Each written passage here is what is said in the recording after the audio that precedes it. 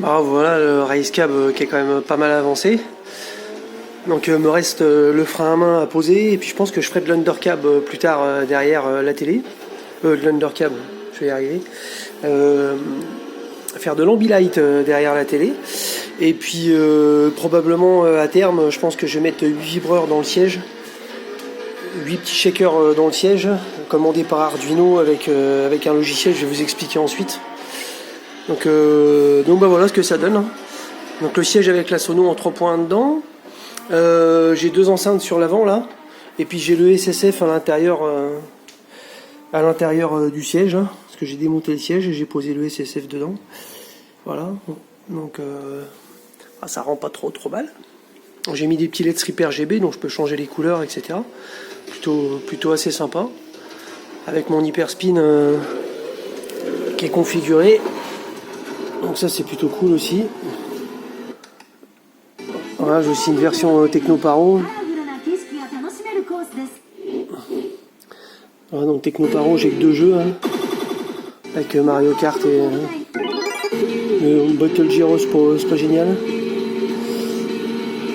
Ah, c'est pas ce bouton là. Voilà, c'est ce bouton là. Mince, non. On va y arriver, hop, voilà, PC. Donc là mes jeux PC. Donc Assetto Corsa. Burnout Paradise. Dirt 4. Dirt Rally 2, 0.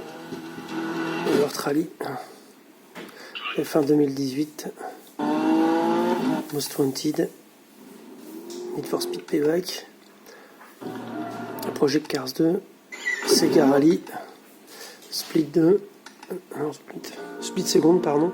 Breakfast. Et voilà. On a à peu près fait le tour. J'ai ici Sega Rally, mais ça marche pas avec les commandes. Ça marche pas avec le volant, donc je sais pas. Peut-être pas normal. Mais pour moyen, il veut pas voir le volant. Ça marche avec le pad, mais c'est tout. Donc là, je vais rallumer la lumière et puis je vous reprends dans 2 secondes. Voilà, donc avec la lumière, on sera un petit peu mieux compte, puis je vais pouvoir vous montrer quelques petites choses. Alors ça, c'est l'écran qui fonctionne avec SimHub pour reporter les informations donc du jeu. Mais ça fait plus que ça, SimHub en fait. Ça gère le bass shaker et ça gère aussi les petits moteurs shaker que vous pouvez mettre à l'intérieur du siège, ou ailleurs d'ailleurs pour ressentir les sensations. Donc c'est quand même vachement bien foutu. Et en plus c'est hyper simple à configurer, donc il n'y a pas à se prendre la tête si vous voulez vous mettre un petit écran en plus. Alors ça peut fonctionner sur tablette, sur des écrans dédiés spécifiques ou sur n'importe quel écran de PC. Vous pouvez mettre un petit écran. C'est assez sympa d'avoir le contour à côté, etc. Il y a même sur certains, il y a les courbes que vous allez prendre sur les circuits, etc. qui vous sont indiquées à l'avance, etc. C'est plutôt pas mal foutu, quoi. Donc voilà, donc là moi il me reste donc le frein à main à poser là que Julien m'a gracieusement offert. Faut juste que je rajoute une petite carte Arduino, il n'est pas encore branché, puis il n'est pas encore posé. Donc je vais le mettre là juste à côté de mon hop, il sera ici en fait, juste à côté de mon juste à côté de mon levier de vitesse. Voilà. Ça devrait être plutôt sympa aussi. Donc voilà, donc derrière là je vais faire un éclairage LED, mais à terme ce sera certainement de l'undercam. Voilà, donc il y en a aussi sous le siège. Voilà, donc le siège il est monté sur un vrai système de siège de Renault 19 pour pouvoir le rehausser. Avec la manette qui est là, on peut le rehausser ou le descendre, et puis on peut aussi le reculer. Là, en dessous il y a la vraie manette de siège. J'ai acheté un siège de Renault 19 et j'ai adapté ce siège là-dessus que j'ai trouvé à 150 € sur Cdiscount avec la sono. Donc c'est sympa, je trouve. Et puis ça marche plutôt bien. Donc sur le côté j'ai fait un petit support pour le casque pour pouvoir jouer aussi sans bruit. Et puis là j'ai l'ampli SSF, j'ai fait un petit boîtier pour l'ampli SSF avec l'alimentation pour le SSF, donc sur le côté. Et à l'intérieur là en fait ce qui est pas mal c'est que il y a des agrafes en fait. Et on peut faire sauter les agrafes. Voilà, et on retire ça, et après on peut carrément retirer la toile, et on a accès à tout l'intérieur du siège. Donc c'est plutôt bien, donc même le dessous, donc en fait moi j'ai mis mes enceintes de SSF ici, là, à l'intérieur, là et là, de chaque côté. Donc c'est vraiment bien, parce que là on ressent vraiment les vibrations, c'est génial quoi. Enfin quand je dis SSF, c'est les bass shakers, hein, le terme sur le race cab. Donc voilà ce que je pouvais vous expliquer pour ça. Là j'ai mis ma multiprise avec tout le câblage là qui est dessous. Et puis sur le côté là il y a l'ampli pour le système son 3.1 qui est à l'intérieur du siège. Donc je gère ça avec une carte son externe en 5 points, la petite carte bleue que vous voyez là. Donc avec 3 sorties, une sortie pour l'avant. Donc j'aurais pu mettre aussi, je vais peut-être mettre d'ailleurs à un moment donné un petit caisson de basse aussi sur l'avant. Non, un 2.1 pour l'arrière. Et donc ce qui est bien aussi, c'est qu'il y a le caisson de basse là dans le dos, donc on ressent pas mal aussi les vibrations du caisson de basse, donc c'est plutôt assez sympa aussi.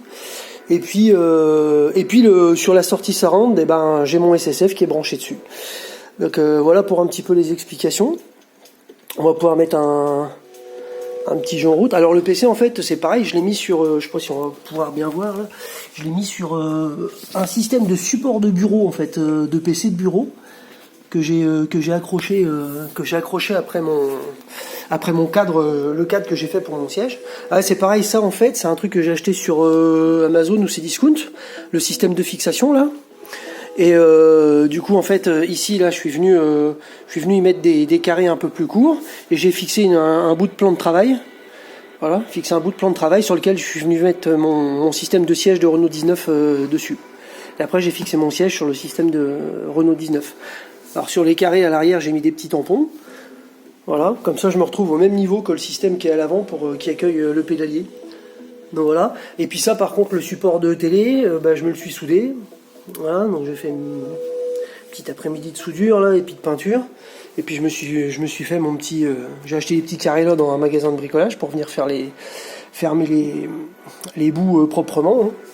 Donc voilà, ça fait un petit truc pas trop mal en Full HD, donc un écran de récupération en Full HD, voilà, donc en 32 pouces, avec ici un PC, il y en a pour 400 € en tout quoi. Donc c'est un AMD Ryzen 2000, je sais plus combien, enfin bref, et puis une AMD RX 570. Pour le PC avec 8 Go de RAM je crois, et franchement ça fait tourner tous les jeux sans sourciller, en Full HD hein, bien sûr. Donc voilà, après sur la télé j'étais en 4K et ça marchait aussi hein, sur un seul écran ça a l'air de fonctionner avec une RX 570. Alors après peut-être que les jeux par eux-mêmes modifient la qualité d'affichage, là je suis pas spécialiste, je peux pas vraiment vous dire. Donc voilà, je vais mettre le jeu en route et puis on va faire une petite vidéo.